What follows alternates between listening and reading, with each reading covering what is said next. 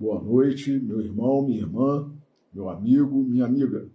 Você que nos acompanha na página Pregações Espíritas no Facebook e você que está inscrito no canal Pregações Espíritas no YouTube. Sejam todos muito bem-vindos a mais uma pregação de sábado às 20 horas. Hoje, dia 28 de dezembro de 2024. Último sábado do ano de 2024. Como leitura preparatória para a nossa prece, nós vamos ler 3 versículos diferentes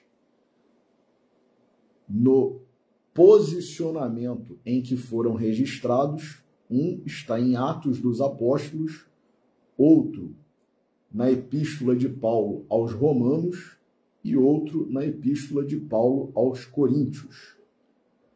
O primeiro deles, que está em Atos dos Apóstolos, é o versículo 19 do capítulo 3, em que Pedro diz assim: arrependei-vos, pois, e convertei-vos, para que sejam apagados os vossos pecados e venham assim os tempos de refrigério pela presença do Senhor. O outro, que está em Romanos, capítulo 12, versículo 2, Paulo diz assim: e não vos conformeis com este mundo, mas transformai-vos pela renovação do vosso entendimento, para que experimenteis qual seja a boa, agradável e perfeita vontade de Deus. E, por fim, o que está na Epístola de Paulo, na segunda Epístola de Paulo aos Coríntios, capítulo 5, versículo 17. Assim é que, se alguém está em Cristo, nova criatura é. As coisas velhas já passaram, eis que tudo se fez novo. Vamos fazer a nossa oração. Senhor Jesus, nosso Mestre, Deus, nosso Pai, amigos e benfeitores espirituais, espíritos familiares e simpáticos, nossos anjos guardiães. A todos vós pedimos a bênção, a intercessão, a inspiração, neste momento em que estamos reunidos em Teu nome, Senhor Jesus, para estudarmos as Tuas lições contidas no Teu Evangelho, nos registros dos Teus discípulos e apóstolos,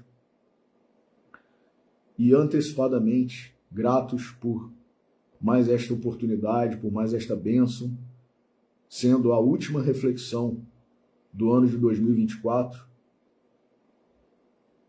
pedimos permissão para iniciar a pregação de hoje. Que assim seja. Meus amigos, última pregação do ano de 2024, após o Natal, antes do Réveillon, do Ano Novo. Nós não poderíamos deixar de falar sobre isso que Pedro e Paulo nos trouxeram, sobre a questão de nós nos renovarmos. E, embora pareça um assunto, um tema repetitivo, que ao final de ano, início de ano, nós sempre abordamos, não é repetitivo. Por quê? Porque a partir do momento em que nós não empreendemos uma renovação verdadeira, genuína, nós não nos transformamos, nós não renovamos o nosso entendimento, nós não nos arrependemos dos nossos pecados e não nos convertemos verdadeiramente, nunca é demais falar que é necessário tudo isso para que nós sejamos, como disse Paulo, novas criaturas. Então, nós vamos trazer um texto base aqui de Emmanuel, que está no livro Caminho, Verdade e Vida, psicografado por Chico Xavier, que é o capítulo 7º, intitulado Tudo Novo, e que tem por epígrafe exatamente esse versículo 17 do capítulo 5º da segunda carta de Paulo aos Coríntios. E eu vou repetir aqui. Assim é que, se alguém está em Cristo, nova criatura é. As coisas velhas já passaram, eis que tudo se fez novo. Diz Emmanuel, é muito comum observarmos crentes inquietos utilizando recursos sagrados da oração para que se perpetuem situações injustificáveis, tão só porque envolvem certas vantagens imediatas para as suas preocupações egoísticas. Semelhante atitude mental constitui resolução muito grave. Cristo ensinou a paciência e a tolerância, mas nunca determinou que seus discípulos estabelecessem acordo com os erros que infelicitam o mundo. Em face dessa decisão, foi à cruz e legou o último testemunho de não violência, mas também de não acomodação com as trevas em que se compraz a maioria das criaturas. Não se engane o crente acerca do caminho que lhe compete. Em Cristo, tudo deve ser renovado. O passado delituoso estará morto. As situações de dúvida terão chegado ao fim. As velhas cogitações do homem carnal darão lugar à vida nova em espírito, onde tudo signifique sadia reconstrução para o futuro eterno. É contrassenso valer-se do nome de Jesus para tentar a continuação de antigos erros.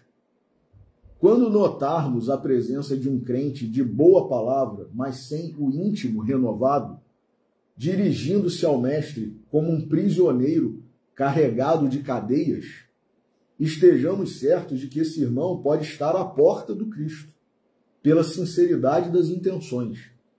No entanto, não conseguiu ainda a penetração no santuário do seu amor. Então, que texto maravilhoso e importante para nós. Nós cristãos, nós que nos dispomos a melhorar a cada ano, a cada fase, a cada período, e que temos, como está lá na questão 625 de O Livro dos Espíritos, Jesus, nosso Senhor Jesus Cristo, como modelo e guia mais perfeito que Deus nos enviou para que nós seguíssemos. Há outros modelos e guias que já passaram pelo mundo? Sim, mas ninguém igual a Jesus. E ele é o nosso mestre, é o nosso pastor, é o nosso salvador.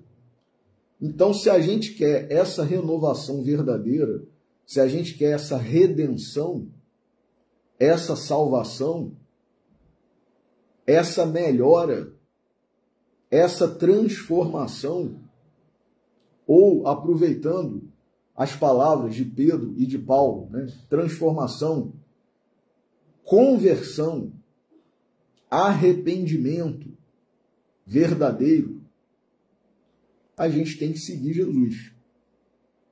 Então, eu vou reler agora o texto, fazendo alguns comentários, para que nós possamos fixar melhor em nossas mentes e em nossos corações o que nos foi trazido aqui por Emmanuel nesse texto maravilhoso que está no livro Caminho, Verdade e Vida. Então, tudo novo. É muito comum observarmos crentes inquietos. Já tem um primeiro detalhe aqui. Essa inquietude, essa ansiedade que nos domina a todos. Nós, hoje, no ano de 2024, pós-pandemia, e de acordo com as circunstâncias que temos vivenciado no nosso país, aqui no Brasil, no nosso continente, no nosso planeta, nós temos estado inquietos, ansiosos, angustiados. Isso tudo é compreensível, mas denota, significa, caracteriza uma falta de fé, uma falta de confiança. Porque, por exemplo, quando os apóstolos estavam num barco junto com Jesus e o mar, por causa de uma tempestade, começou a se agitar demais, os apóstolos, Jesus estava sentado lá na ponta, com olhos fechados, dando a impressão de que estava, inclusive, a dormir. E os apóstolos começaram a ficar nervosos, o barco balançando, ameaçando virar. Eles eram pescadores, estavam acostumados com certas situações de tempestade, de tormenta, né, de ondas. Mas queremos crer, pelo que está relatado e registrado nos evangelhos, que essa tempestade, essa tormenta, esse agitar do mar, foi um pouco acima do que eles estavam acostumados. E quem sabe, inclusive, se não foi o próprio Cristo que provocou aquilo, porque nesse mesmo episódio está relatado que ele, Jesus, acalmou a tempestade. Mas aí, os apóstolos, diante daquela situação, começaram a olhar para Jesus e Jesus sereno, quieto, pacífico, tranquilo, de olhos fechados, como se nada estivesse acontecendo. E ele estava literalmente, a gente usa essa expressão, né? Nós estamos no mesmo barco. Jesus estava no mesmo barco, literalmente, que aqueles apóstolos. E calmo. E aí, como ele não fez nada inicialmente, um dos apóstolos ainda falou para ele: mestre, tu não te importas que nós pereçamos? Quer dizer, Jesus, você não está se importando que a gente morra? Aí Jesus: quão pequena é a vossa fé, por que temeis? E aí acalmou a tempestade, tudo voltou ao normal, e aí eles prosseguiram a viagem, né, o deslocamento que eles estavam a realizar. Ora, se a gente sabe quem é Jesus, se a gente tem fé, se a gente tem confiança, não tem por que se agitar, né? Haroldo Dutra, numa de suas palestras, ele fala assim: a gente tem uma ansiedade, um medo, um desespero, um desequilíbrio. E o que pode acontecer? A gente tem medo de quê, na maioria das vezes? De morrer. O máximo que vai acontecer é a gente desencarnar. Haroldo, e se o mundo acabar? Né? E tal, pessoal, na época lá do ano 2000, né, virada do milênio, virada do século, 2000 para 2001, teve gente que contou errado, fez de 99 para 2000, mas na verdade era de 2000 para 2001. Enfim. E agora? Vai acabar o mundo? O que vai acontecer? Né? E tal. E até hoje, né, persiste essa preocupação. E de vez em quando, pessoas até da seara espírita ficam anunciando, né? Vai ser não sei quando, não vai ser não sei quando, vai ser não sei quando, não vai ser não sei quando e tal. Aí usam o nome de Chico Xavier para dar um cunho, né, de veracidade nas suas falas, que a gente sabe que, na verdade, não tem nada disso e tal. E aí Haroldo, questionado diversas vezes sobre isso, ele falou: o máximo que vai acontecer é você desencarnar. Que medo é esse? Se a gente é espírito imortal, voltar para o país verdadeiro, para a nossa pátria verdadeira, para a nossa casa, se a gente está viajando e a gente volta para casa, onde a gente sabe que está tudo estruturado, que tem gente a nos esperar, gente que nos ama, que nos quer bem, que medo é esse? É exatamente o que Jesus falou para os discípulos. Por que temeis? Quão pouca fé tendes? Então, é isso, né? Ó, é muito comum, diz Emmanuel, observarmos crentes inquietos. Isso já é uma contradição. Crente inquieto, então a crença não é lá essas coisas. mas somos nós, é o nosso retrato. Isso que Emmanuel está dizendo aqui. Utilizando recursos sagrados da oração para que se perpetuem situações injustificáveis. A gente usa a prece para pedir para continuar do jeitinho que a gente gosta, do jeitinho que a gente quer, com os nossos pecadinhos prediletos.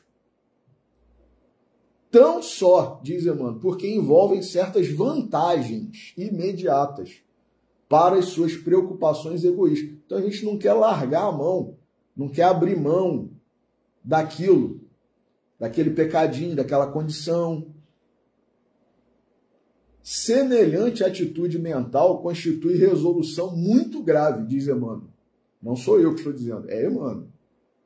Resolução quer dizer escolha. A gente tem as opções na vida. O que a gente está a escolher? O que a gente está a decidir? Como disse Emmanuel também, num outro capítulo aqui dessa série Fonte Viva. A quem segues? A quem obedeces? A gente está querendo o quê? Então, são resoluções, são escolhas, são opções.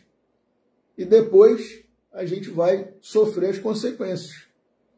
Seja nessa vida mesmo, seja no plano espiritual, seja numa outra encarnação. E aí a gente reclama, a gente blasfema. Então, nesse período de ano novo aí, de virada de ano, de Réveillon, projetos e tal, se a gente quer viver melhor, a gente tem que mudar. Não adianta ficar fazendo a mesma coisa, querendo resultados diferentes. A gente tem que mudar. Agora, quem é o responsável pela mudança? Quando que acontece o milagre? O milagre acontece quando a gente proporciona que ele aconteça. A espiritualidade, Jesus, todos estão a trabalhar para o nosso bem. Mas às vezes é como quando a gente vai ao médico e o médico prescreve lá o tratamento, o medicamento, a dieta, a atividade física. E a gente fala assim, ai, hoje está chovendo. Ah, hoje está frio. Ah, hoje está calor. E aí a gente começa a inventar desculpa. Hoje eu tenho um compromisso, hoje tem a final do Campeonato Brasileiro, hoje é o último capítulo da novela, hoje isso, hoje aquilo. Ou então, até como o Rubinho falava algumas vezes em relação a alguns que, quando sabiam que ia ter um evento, né, para às vezes ajudar a instituição espírita, né, a casa que a gente frequenta, com o objetivo de angariar recursos para uma obra social, para um projeto, a gente já fala que no dia que vai acontecer o evento a gente vai passar mal, vai acontecer isso, vai acontecer aquilo. Mas a gente é assim, não é só em relação a isso, não. Em relação a tudo. É a famosa preguicinha, que é um pecado capital, né? Não por acaso. Preguiça. Ah, tá bom do jeito que tá, né? Só que aí, quando chegar num momento que a gente começa a colher as consequências, a gente lembra. Ih, puxa vida, por que eu não fiz isso? A gente quer correr atrás do prejuízo, mas o prejuízo já está instalado. Então, por que não tomar medidas preventivas? Não é mesmo? Jesus está a nos orientar, a nos exortar, a nos convidar. Só que quando a gente não quer seguir, a gente vai reclamar de quê depois? Vai reclamar de nós mesmos. A gente não pode transferir a responsabilidade e a culpa para os outros. Depende de nós.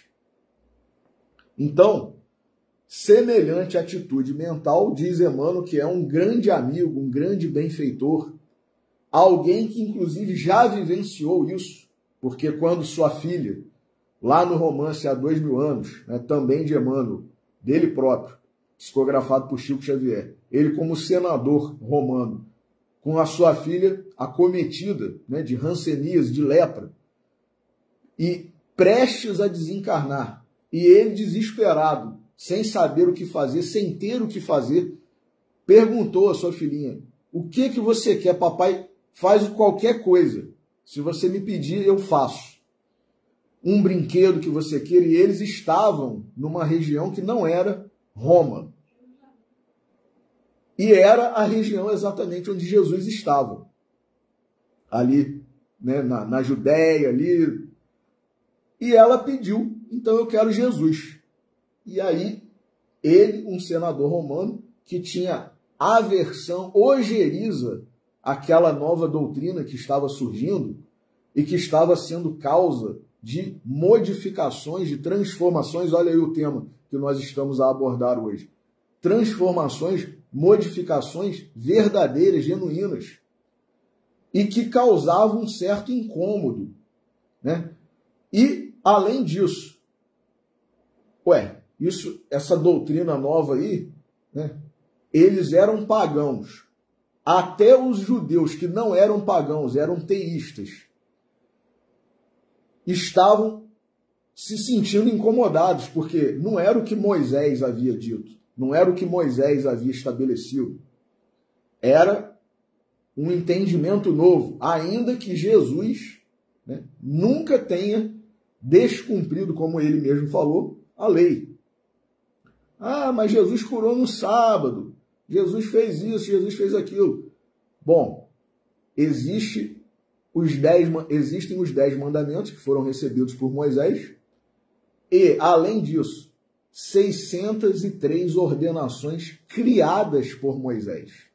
Para quê? Para que um povo rude, teimoso, ignorante, seguisse o que tinha que seguir, com normas de higiene, inclusive, de cunho, né, sanitarista. Então, muitas coisas que Moisés estabeleceu foram, lógico, inspiração, porque era necessário para aquele povo progredir, né, andar, avançar e não perecer diante das doenças, da falta de higiene, da ignorância em que viviam. Era necessário? Era. Mas Jesus quis trazer uma nova visão, um novo entendimento em relação a certos formalismos que suscitou, inclusive, digamos assim, o desenvolvimento, né, de fanáticos, como, por exemplo, os fariseus, que se preocupavam mais com as aparências ali, com as formalidades, do que com a essência. E aí Jesus diz, inclusive, isso naquele episódio, né, em que perguntam a ele, você e seus discípulos não lavam as mãos antes de comer? Vocês estão violando o mandamento. Aí Jesus falou, não é o que entra pela boca que contamina o homem, é o que sai da boca. Então, muito mais importante do que lavar a mão, e aí não era também só lavar a mão, da forma como nós hoje fazemos, né? A gente veio da rua, vai fazer uma refeição, a gente lava a mão. Mas tinha uma forma de lavar a mão. Não era qualquer lavagem. Tinha que jogar a água de um determinado jeito, recitar a lei na hora que fazia a lavagem, jogar a água 3 vezes e tal, secar desse jeito, jogar primeiro na mão direita e depois na mão esquerda. Tinha todo um ritual ali que Jesus entendeu que aquilo não tinha necessidade nenhuma. E não era isso que ia fazer uma pessoa ser melhor ou pior do que a outra. Foi isso que Jesus quis demonstrar. Então, o que sai da boca é o quê? É o que ele falou, Jesus, é o que vem do coração. Palavras que muitas vezes matam. Matam a alegria, matam a esperança. Pensamentos que a gente nutre e alimenta, né, que podem gerar, inclusive, crimes, mortes. Tudo vem do coração e às vezes a gente chega a verbalizar. Muitas vezes não se concretizam, mas é energia. Nós hoje sabemos. É energia. Energia negativa que a gente está espargindo, espalhando, né, na atmosfera, entre aqueles que convivem conosco. Foi isso que Jesus quis demonstrar. Então, por isso Emmanuel nos dá esse alerta aqui nesse parágrafo que ele fala: semelhante atitude mental constitui resolução muito grave. São as escolhas que nós fazemos. Cristo ensinou a paciência e a tolerância. Sim, paciência e tolerância. Mas nunca determinou que seus discípulos estabelecessem acordo com os erros que infelicitam o mundo. Então, não é para a gente, em nome da paciência e da tolerância, ser condescendente com o mal, com o erro, com o pecado. E muitas vezes, hoje a palavra tolerância está muito na moda, muito em voga, e aí a palavra tolerância se transmuda em resistência. Será que foi isso que... E aí a resistência significa muitas vezes violência, agressão no mundo de hoje. Foi isso que Jesus ensinou quando ele pregou a paciência e a tolerância? Resistência? Violência? Não, não foi. E Emmanuel está a confirmar isso para a gente. Cristo ensinou a paciência e a tolerância, mas nunca determinou que seus discípulos estabelecessem acordo com os erros que infelicitam o mundo. Que erros são esses? Muitas vezes a violência.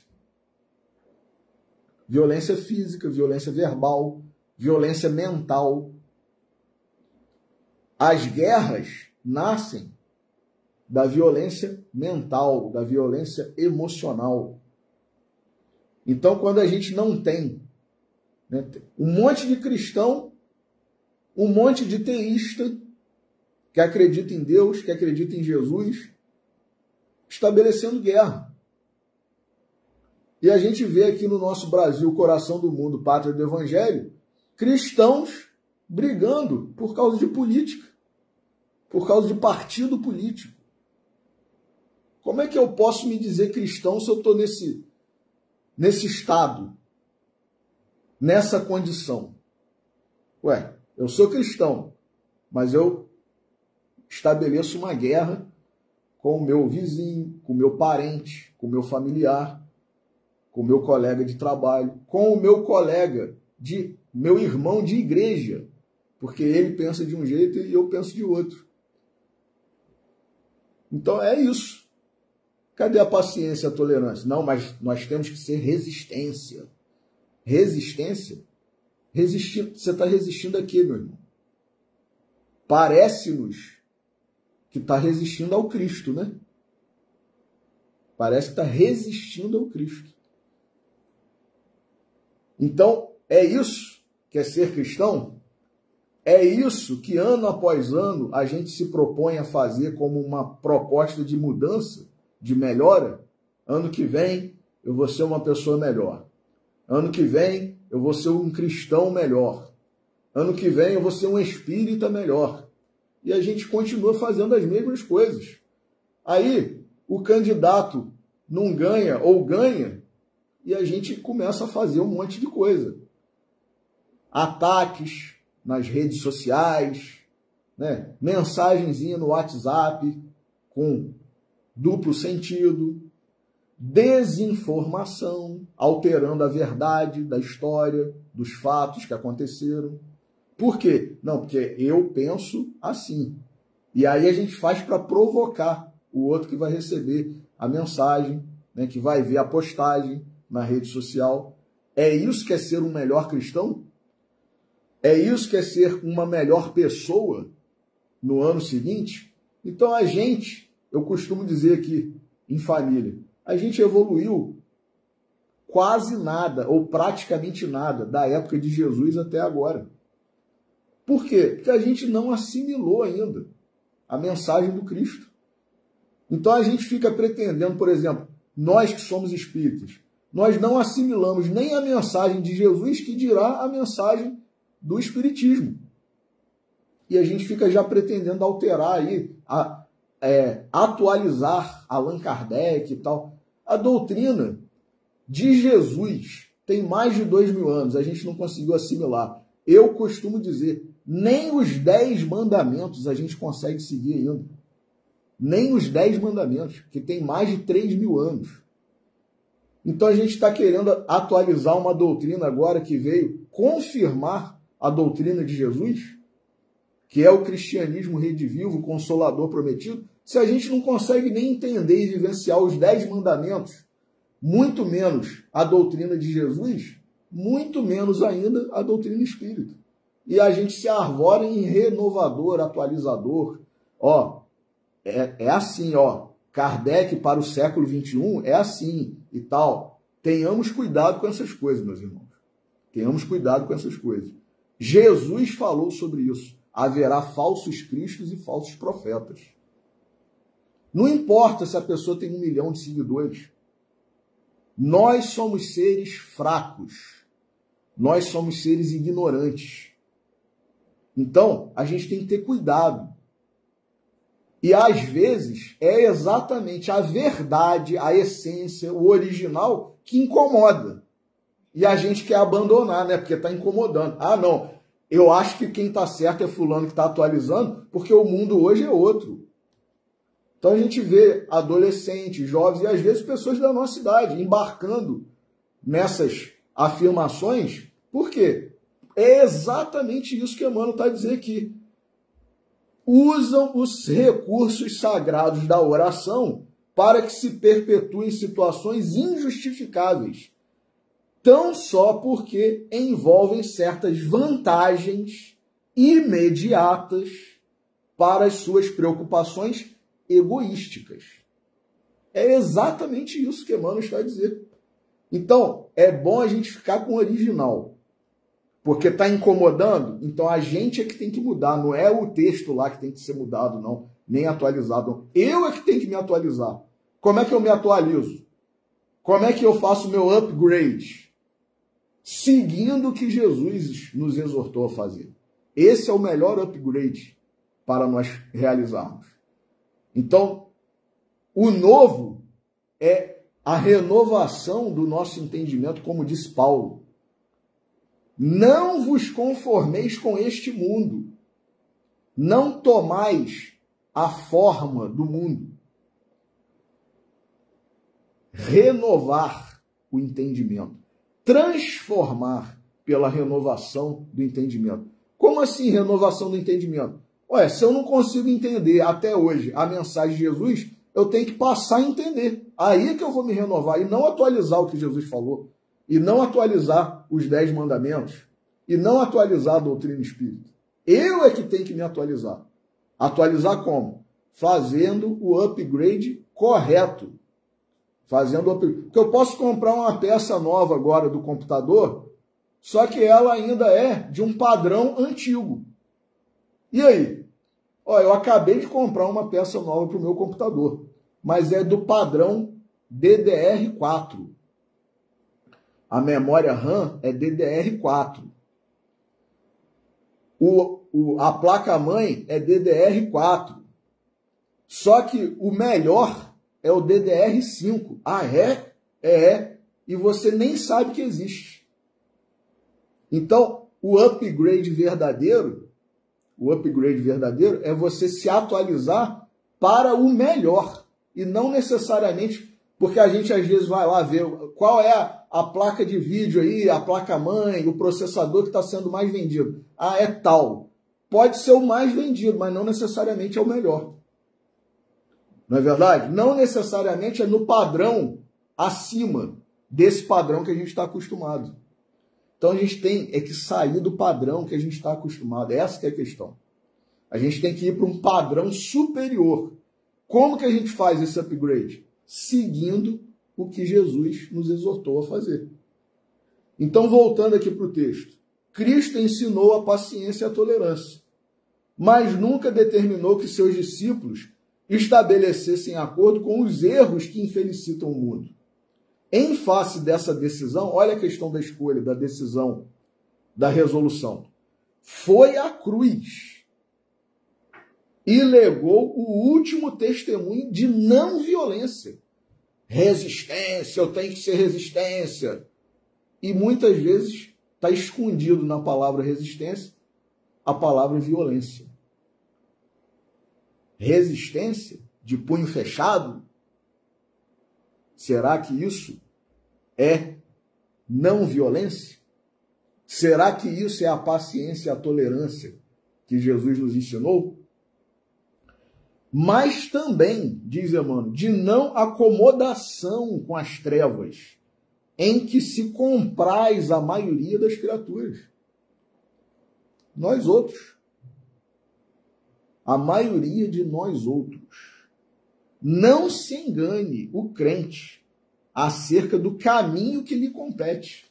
Jesus disse, eu sou o caminho, a verdade e a vida. Ninguém vem ao Pai senão por mim. E a gente está pretendendo salvação como? Como que a gente quer salvação? Se não for por Jesus. Em Cristo, diz Emmanuel, tudo deve ser renovado. O passado delituoso estará morto. As situações de dúvida terão chegado ao fim. Senhor, não te importas que nós pereçamos? Não teremos mais essa dúvida. E nem nenhuma outra. É aquela confiança total, entrega total. Eu sei que Deus está a cuidar de mim. Eu sei que Jesus está a cuidar de mim.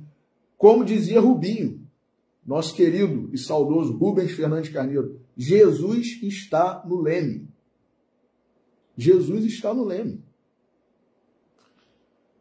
O passado delituoso estará morto, as situações de dúvida terão chegado ao fim. As velhas cogitações do homem carnal darão lugar à vida nova em espírito, onde tudo signifique sadia reconstrução para o futuro eterno.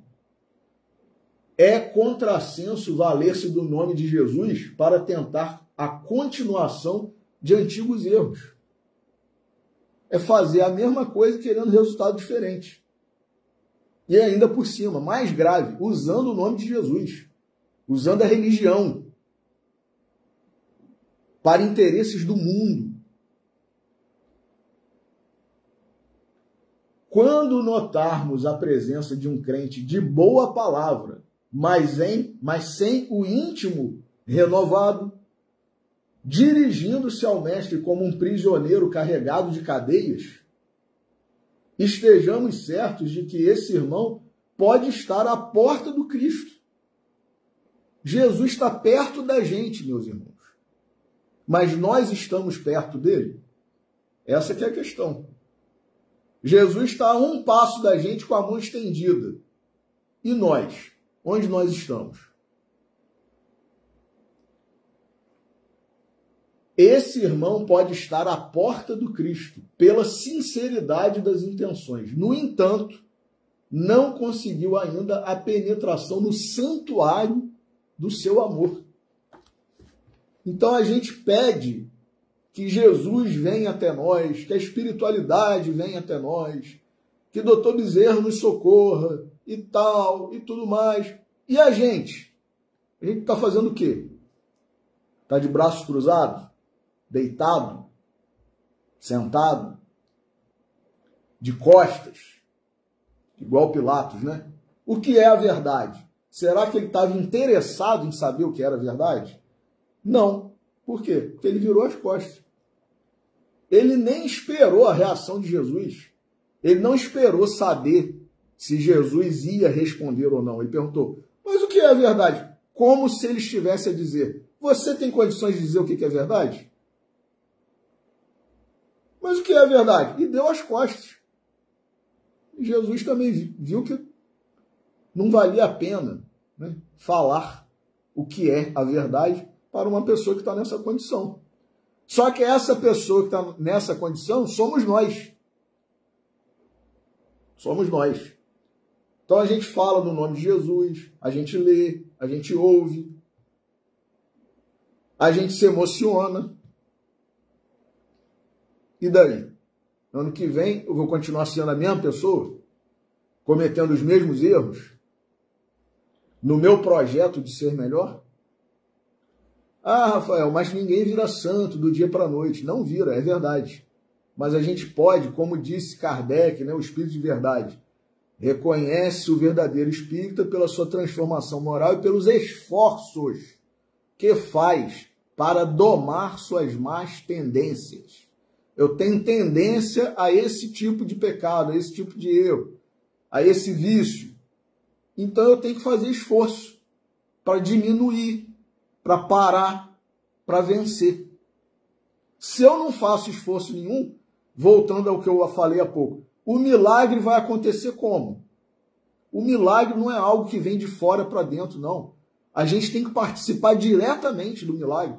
Várias vezes em que Jesus curou, ele disse, a tua fé te salvou.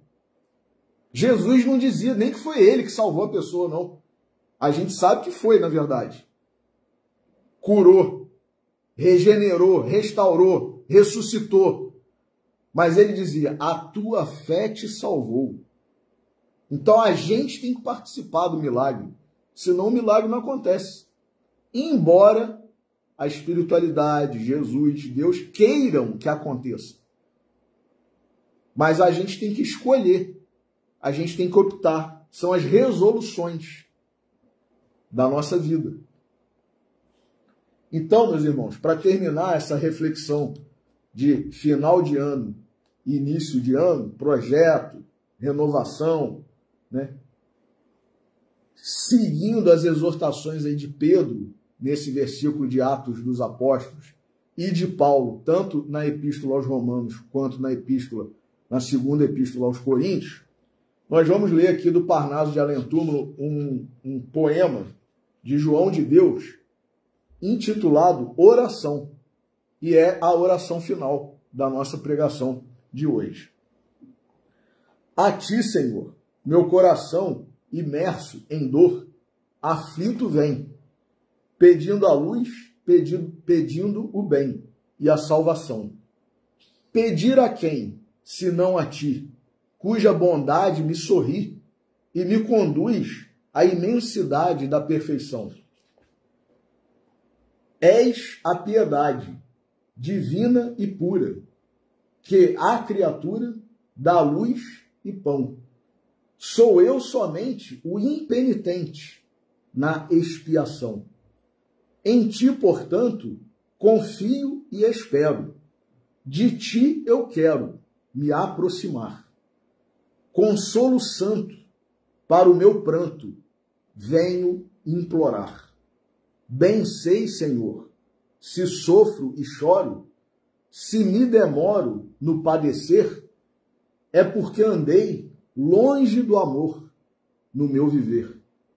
O amor é a lei, que me ensinaste e que deixaste aos irmãos teus, para que eu pudesse, ditosamente, buscar os céus, assim contente, cheio de unção, elevo a prece do coração a ti, Senhor, rogando amor, paz e perdão. Então, meus irmãos, que nós tenhamos uma mudança verdadeira, uma renovação do nosso entendimento, um arrependimento, uma conversão, para que 2025 seja verdadeiramente um ano melhor, um ano novo, um ano bom, seguindo tudo isso que esses espíritos, e principalmente Jesus Cristo, estão a nos exortar. Que Deus nos abençoe. A você que nos acompanha, nos segue, o meu muito obrigado. Que nós tenhamos um ano de 2025 verdadeiramente bom e novo, e que todos possamos nos esforçar para que nós consigamos nos transformar, domar as nossas más tendências, né? E nos converter verdadeiramente como cristãos. Um ótimo final de sábado, um ótimo domingo, uma ótima semana e paz para todos nós nesse final de ano e no ano que se inicia. Uma boa noite.